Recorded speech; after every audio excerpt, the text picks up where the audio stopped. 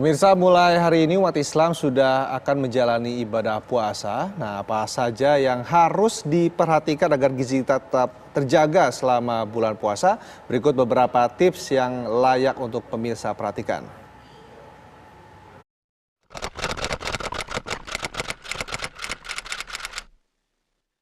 Ya, jadi selama berpuasa, kita tetap sebisa mungkin memenuhi kebutuhan nutrisi kita. Jadi bergizi lengkap dan seimbang. Baik dari sumber karbohidrat, sumber protein, sumber lemak bagus, vitamin dan mineral yang dapat dari sayur-sayuran dan buah-buahan. Nah, yang sering mungkin terlupakan pagi-pagi, telat bangun, telat sahur, nggak sahur. Nah itu kadang-kadang suka menjadi masalah karena kebutuhan nutrisi kita jadi sulit untuk dipenuhi. Karena berarti kita makannya cuman pada waktu buka.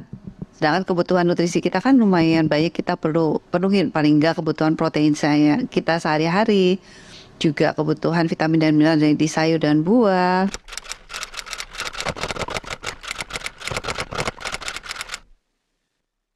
Kebutuhan cairan kita sekitar 2 liter per hari, jadi tolong dibagi ke sahur dan buka.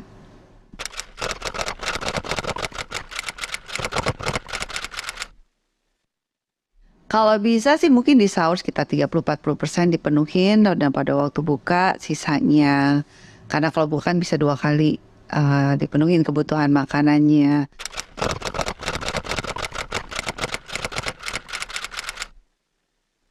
Kalau bisa sahur itu tetap ada sumber karbohidrat dan karbohidrat kompleks. Jadi ada apa aja? Ada roti gandum misalnya, atau nasi merah, atau havermut. Itu merupakan karbohidrat kompleks yang bisa membantu kita kenyang lebih lama. Kemudian didukung sama protein. Protein mungkin kita pilihkan yang rendah lemak jenuh, jadi bukan yang goreng-goreng. Misalnya kita pilih ayam dada buang kulit atau ikan. Kalau ikan yang banyak lemak tidak jenuhnya, itu ikan laut. Di ikan laut itu ada lemak omega 3, di mana omega 3 dibutuhkan untuk menjaga daya tahan tubuh kita juga. Kemudian didukung sama sayur dan buah. Dengan adanya sayur-sayuran atau adanya serat, itu akan membantu kita kenyang lebih lama juga. Nah, cara masaknya kalau bisa jangan bergoreng-goreng. Jadi lebih di sup-sup atau ditim atau ditumis.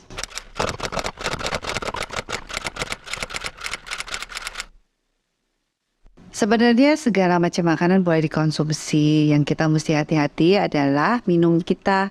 Misalnya kopi atau teh, karena itu kan bersifat diuretik.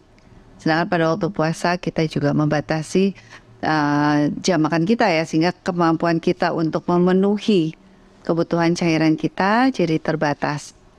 Jadi kalau didukung atau kita konsumsi juga minuman yang bersifat diuretik, nanti kita kekurangan cairan.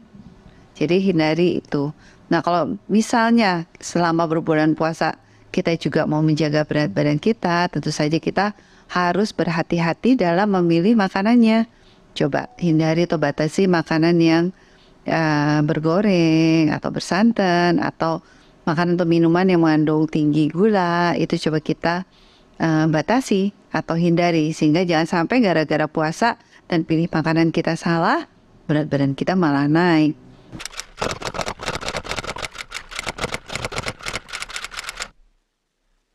Jangan berlebihan minuman manisnya.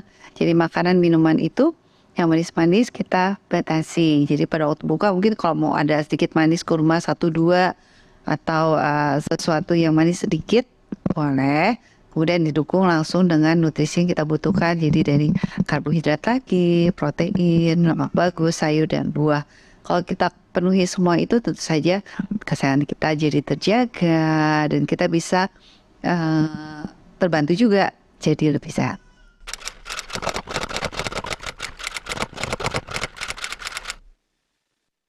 Jadi kurma itu tetap ada kalorinya. Jadi kalau kita cuma konsumsi 1 atau 2 aja silahkan.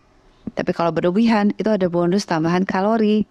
Jadi jangan sampai total kalori kita jadi berlebihan gara-gara kita salah memilih makanan mana yang perlu banyak dikonsumsi. Mungkin yang perlu kita perhatikan adalah asupan protein. Jadi kalau misalnya kurma 1 atau 2, kemudian langsung kita konsumsi kebutuhan kita. Jadi ada karbohidrat, nggak usah terlalu berlebihan. Proteinnya kita penuhin, didukung sama sayur dan buah.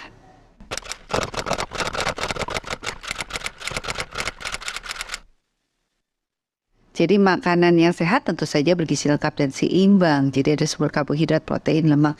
Nah karbohidratnya itu sebisa mungkin pilih yang kompleks tadi, yang mengandung tinggi serat, misalnya roti gandum atau havermut atau nasi merah. Itu akan membantu kita kenyang lebih lama juga, dan kita dapat bonus daripada vitamin dan mineral yang di situ. Didukung sama protein. Nah, diusahakan proteinnya adalah protein yang mengandung rendah lemak jenuh. Jadi misalnya ikan laut itu bagus banget. Dan cara masaknya mungkin di steam. Jangan bersantan-santan dan digoreng-goreng, karena itu akan menambah total asupan lemak kita dari lemak jenuh. Jadi kita batasin goreng-goreng dan santan tersebut.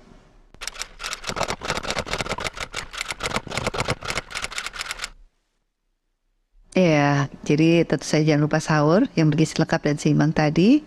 Bukanya juga tetap yang bergizi lengkap dan seimbang. Trik yang lainnya adalah tadi karbohidrat kompleks dari havermut, nasi merah, roti gandum, didukung sama sayuran yang cukup. Itu juga akan membuat makanan itu bertahan lebih lama di lambung kita.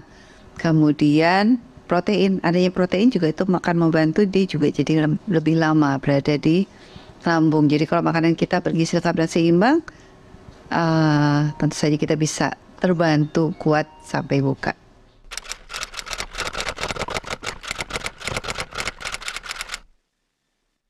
Jadi nomor satu, kalau punya masalah dengan GERD atau asam lambung, nomor satu tolong berkonsultasi dulu dengan dokter yang merawatnya. Apakah kondisinya memungkinkan untuk melakukan puasa? Kalau memungkinkan ya tetap bergizi lengkap dan seimbang, dan jangan lupa untuk sahur, buka juga tetap bergizi lengkap dan seimbang. Mungkin yang dibatasi atau dihindari makanan bergoreng, bersantan, pedas, yang asam, yang merangsang, yang bergas seperti kol, kembang kol, nangka itu juga dihindari ya. Kopi, teh dihindari saja.